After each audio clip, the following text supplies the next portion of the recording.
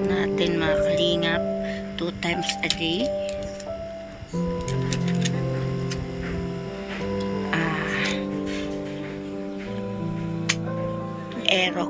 Aerox po ito. At saka itong pangalawang mga kalingap is Mefenamic 3 times a day.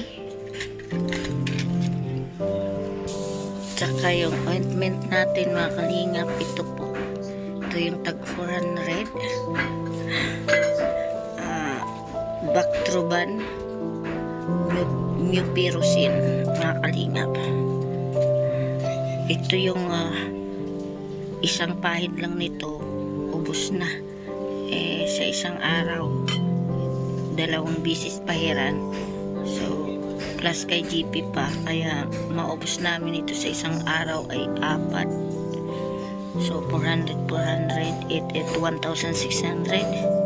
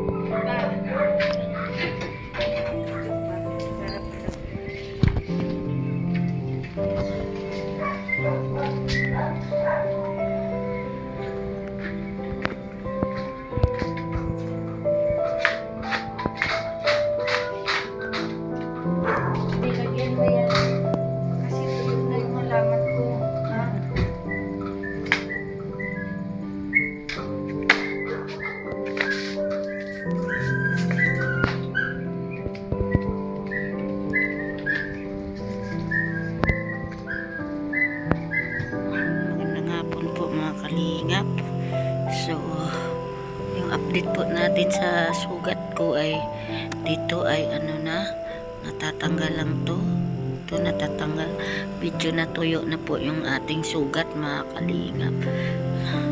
Tumutuyo na po siya. Ayan po, ayan. Ito matigas na, dito part na to matigas. Tsaka dito na itong gilid na to ay medyo makati. Ito makati na yan, makati na yan. Ayan o. Yung dito natanggal na siya, so hindi po natin tinanggal, no, kasi yung ang sabi po ng doktor ay hayaan lang siyang kusang matanggal, hindi siya tutuklapin.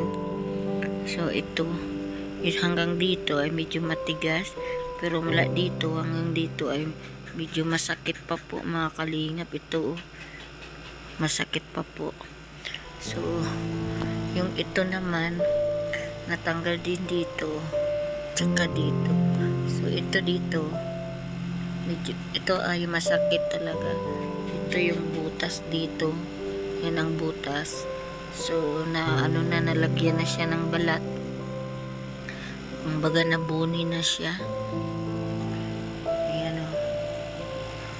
So kasi kaya hindi pa ako makalakad pag ilapat ko ng aking paa, dahil dito po kasi tayo kumukuha ng puwersa sa paglakad. Ito dito na side, dito po tayo kumukuha ng puwersa, diba?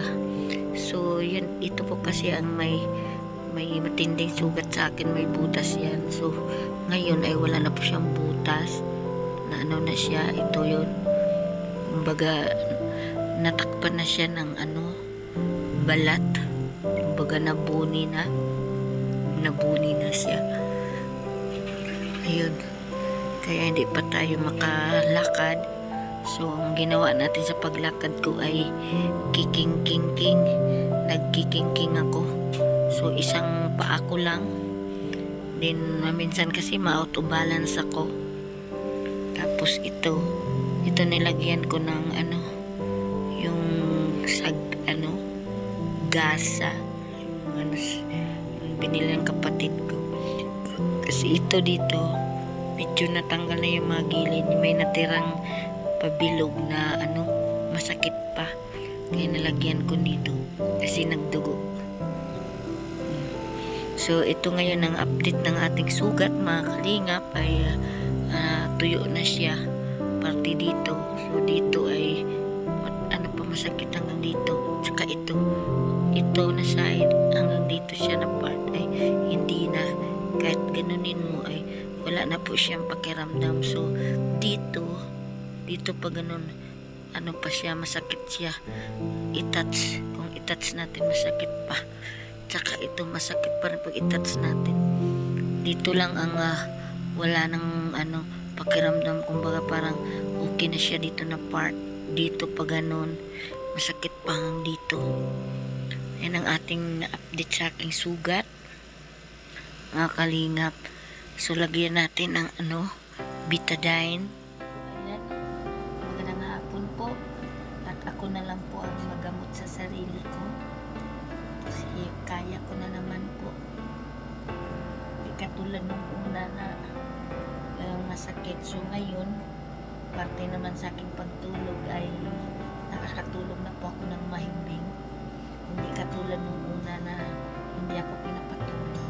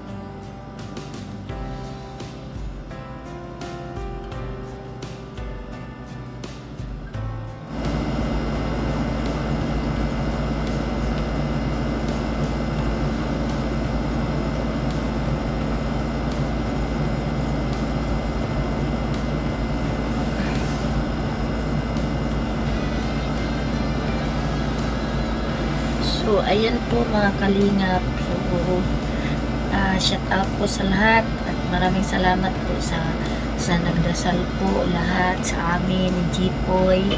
Thank you so much po sa mga prayers ninyo. Maraming salamat po sa lahat na nagmamahal sa amin mga viewers. Thank you so much.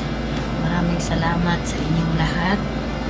At thank you so much din sa mga manood ng aking video, sa sumusuporta sa video ko. Thank you so much po sa inyo at shout out po sa inyong lahat. Maraming salamat po. hanggang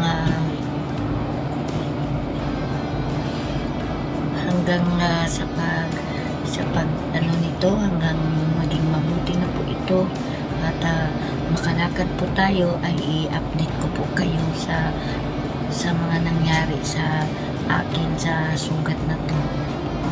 Sana ay makalakad na ako mga next week, ganun makalakad na, at pinagdasal ko rin na makaayos na ako ng lakad, dahil ang hirap po talagang gumawa ng gawaing bahay, at makabalik na rin tayo sa ating pag-vlog.